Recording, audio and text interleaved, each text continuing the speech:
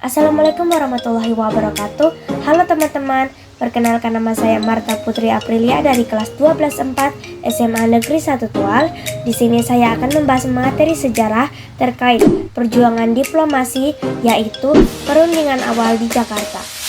Mohon disimak videonya ya teman-teman. Perundingan pendahuluan di Jakarta merupakan sebuah upaya diplomasi untuk menyelesaikan konflik bersenjata antara Indonesia dan Belanda pasca proklamasi kemerdekaan Indonesia.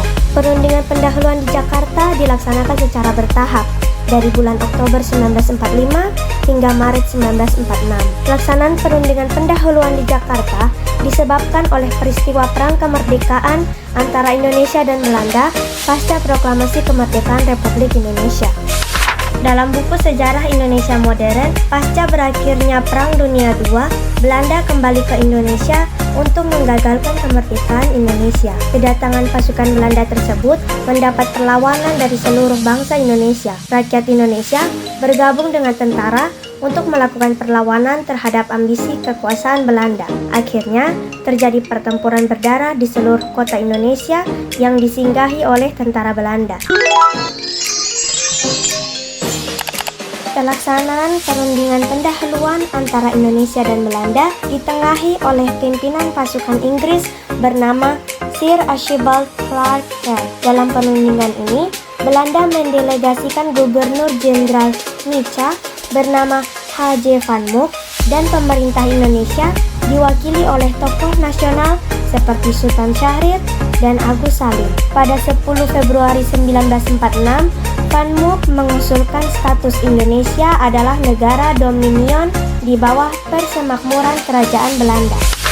Berikut usul Van Mook dalam perundingan pendahuluan di Jakarta. 1. Indonesia menjadi negara persemakmuran berbentuk federasi yang memiliki pemerintahan sendiri di bawah naungan kerajaan Belanda. 2. Urusan dalam negeri diatur oleh pemerintah Indonesia, sedangkan urusan luar negeri diatur oleh kerajaan Belanda.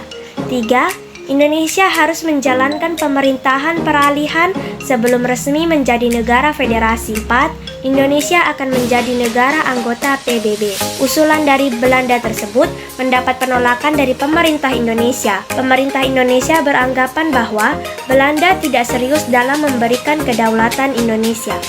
Dalam buku Jejak Revolusi 1945, sebuah kesaksian sejarah 1989 karya P.R.S. Mani, pada pertengahan Maret 1946, pihak Indonesia mengajukan usul balasan kepada Van Mook yang berisi 1. Belanda harus mengakui kedaulatan penuh atas Indonesia. 2. Belanda harus menarik seluruh tentaranya dari wilayah Indonesia. 3.